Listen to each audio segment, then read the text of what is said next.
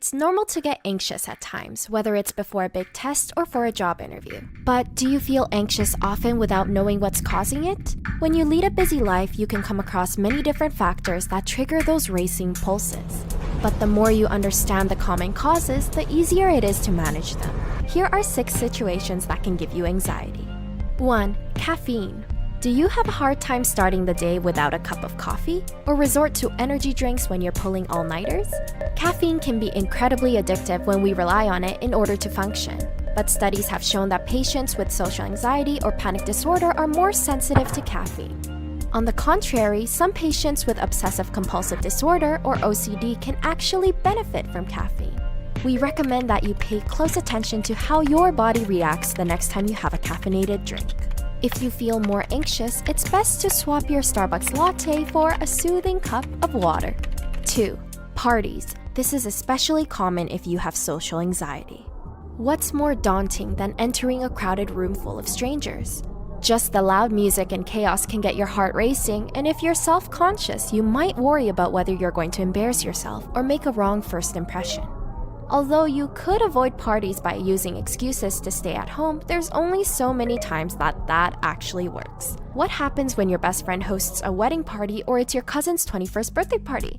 One helpful tip is to show up early so you can adjust to the environment and get to know a few new faces before it becomes too overwhelming. 3. Public bathrooms. This is actually a social phobia. The term for it is called paruresis, or otherwise known as bashful bladder syndrome, BBS. People who grew up with overly critical parents, bullying, or a traumatic event involving the inability to urinate when they were supposed to may develop this phobia. Common treatment for it is graduated exposure therapy, where the individual works with a behavioral therapist and gradually uses public bathrooms in difficult situations. 4. Public speaking. Ever experienced stage fright right before a competition, live performance, or presentation? Unfortunately, we can't graduate school without building our public speaking skills. And it doesn't stop there. In the work world, we are asked to speak in front of others, whether it's for public events or conferences. To alleviate some of the anxiety, you can ask your friends and family to give you pep talks or treat yourself to a cute outfit, because when you look good, you also feel good. On the day before your public performance, you can also try Amy Cuddy's power poses that she demonstrates in her TED Talk. It's totally worth checking out if you want to build self-confidence. It's one of my favorite TED Talks. 5. Eating in front of others. Having social anxiety isn't just about being nervous in front of new people. Sometimes it also means being afraid to eat or drink in public. This can be especially difficult during holiday gatherings or dinner dates. Common concerns include looking unattractive while eating, spilling a drink, and choking in front of others. One helpful treatment method is cognitive behavioral therapy, CBT, where you can train to replace your negative thoughts with rational thinking.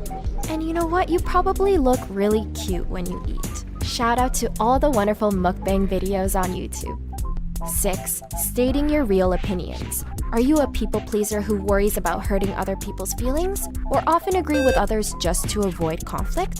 Social anxiety can cause the individual to hold back their honest opinions, whether it's not speaking up about a problem or not revealing your romantic feelings to your crush. People who have anxiety over these situations are usually afraid that they might come across harsh or fear that others will reject them. To reduce these stressful feelings, you can practice gathering your thoughts ahead of time, create discussions more than debates, and remember that people's memories are short anyway.